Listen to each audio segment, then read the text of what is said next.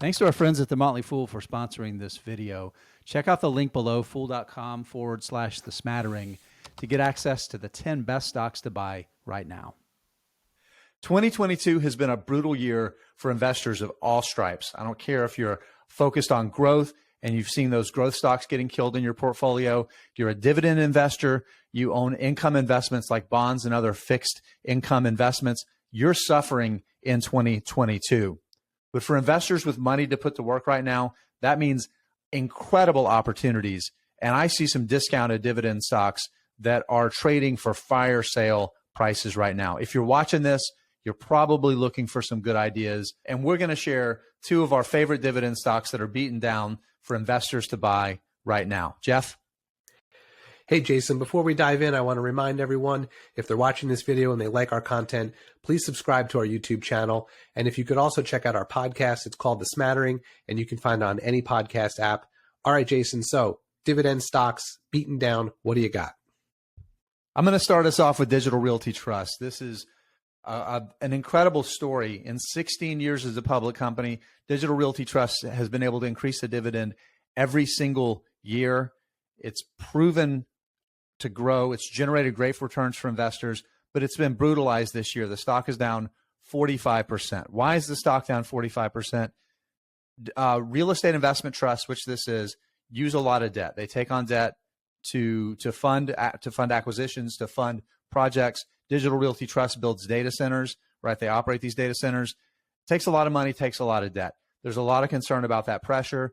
It's become an increasingly international business, Jeff. And what that means is that foreign exchange pressure is a real concern. And you're looking at the data center industry having moved into a little more mature phase. There's a lot of concern that Digital Realty Trust could struggle a little bit here on out. Again, let's talk a little bit about the business. 4,000 customers.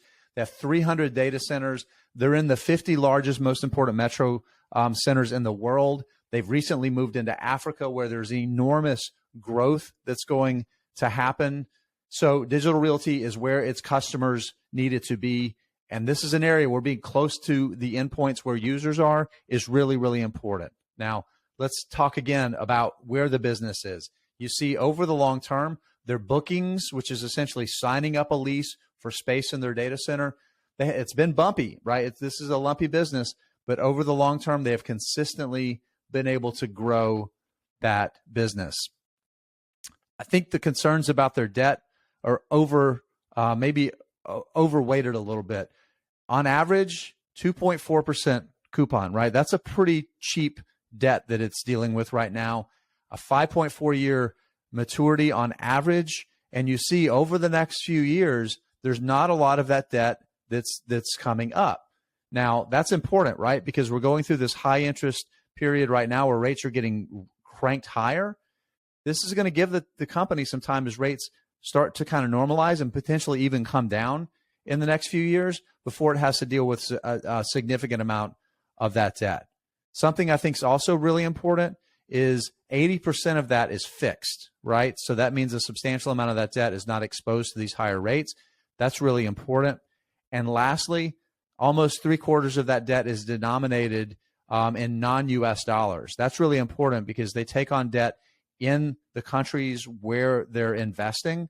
So foreign exchange pressures on the cash flows from those assets don't outweigh the strong dollar. So I think that's a really important thing to remember too. Add all of those things up, and it means that Digital Realty Trust is actually reasonably strong, pretty well built to be able to withstand what's going on with interest rates and foreign exchange.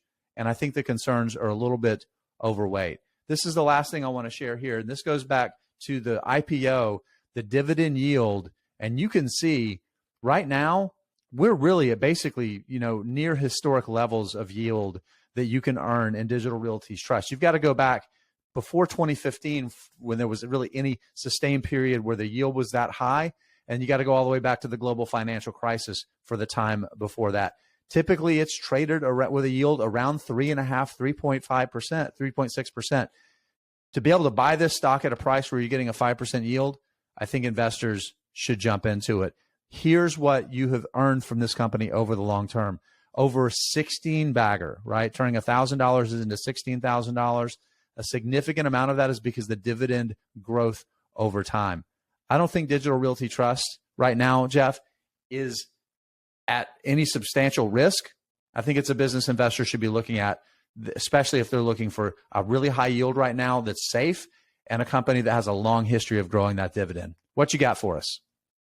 All right, so I'm going to go to a different sector here and talk about a company that if you, at first glance, when you look at the last couple quarters, you might think to yourself, there's some trouble here. This is not a company worth owning, but I completely disagree. I think they're handling short-term headwinds pretty well, and that this is a really good stock for stability in your portfolio, a decent yield, a little bit of growth that can really help you out over the long term. So we're talking about McCormick. McCormick is a spice and flavor company. If you've walked down the spice aisle of your grocery store, there is no doubt you've seen branded McCormick items like salt and pepper and spices, and probably a whole bunch of other brands that you don't even know they own. We'll talk about that in a second.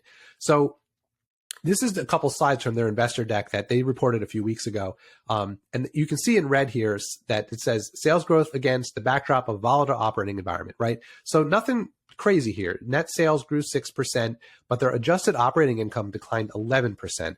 So, and adjusted earnings per share declined 14%. So decent sales growth, but you're seeing on the operating side of the business, they've really been under some pressure. But that's okay. I think they're going to get through this. So as we move on here, you can see simultaneous with all of the struggles they're having just with the macro environment, they're also going through a multi-year effort to become more efficient as a company. And as you can see at the bottom here, they're looking to eliminate $100 million of costs, and they're going to start feeling that benefit in 2023. So they have like two things going on right now, just the natural challenges in the environment, but they're also trying to make the company more efficient, which is costing money in the short term, but will help them in the long term. So as I mentioned earlier, you can't go to the grocery store and walk down the spice aisle without seeing brands that they own. They're constantly adding new categories, making acquisitions. But this is just a couple things you might see in your grocery store that they own. They also have a pretty big white label business, meaning when you buy a store brand spice, salt, pepper, whatever, it actually might be made by McCormick, which is something that not many people know about the business, but it just insulates them and makes their moat a little bit stronger. So this is where I think investors want to focus. This is their sales results for the whole company at the top, and then for their consumer segment, which is everything you buy in the grocery store, like I was talking about, but also their flavor solutions part of the business. And that's the industrial side of the house. So spices that are put in packaged foods, sales to restaurants and quick service and everything like that. And you can see here that what I want to point out is you can see where the struggles have been for all of these segments, right? So there's been some volume mix challenges, meaning some of the lower margin products have sold more than the higher margin products. But the big thing I want to point out is this price piece.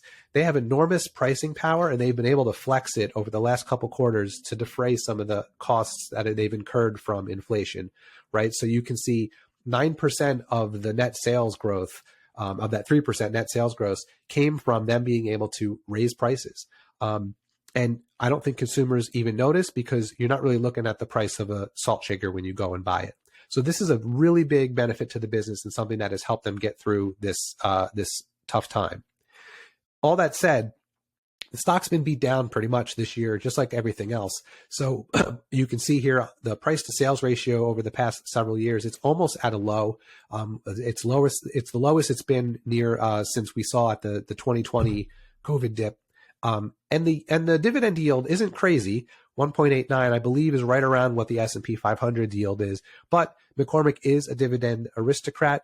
They've raised their dividend every year for a few decades now, and that's likely to continue. So having this stock in your portfolio can give you some pretty steady 2, 3, 4% growth each year.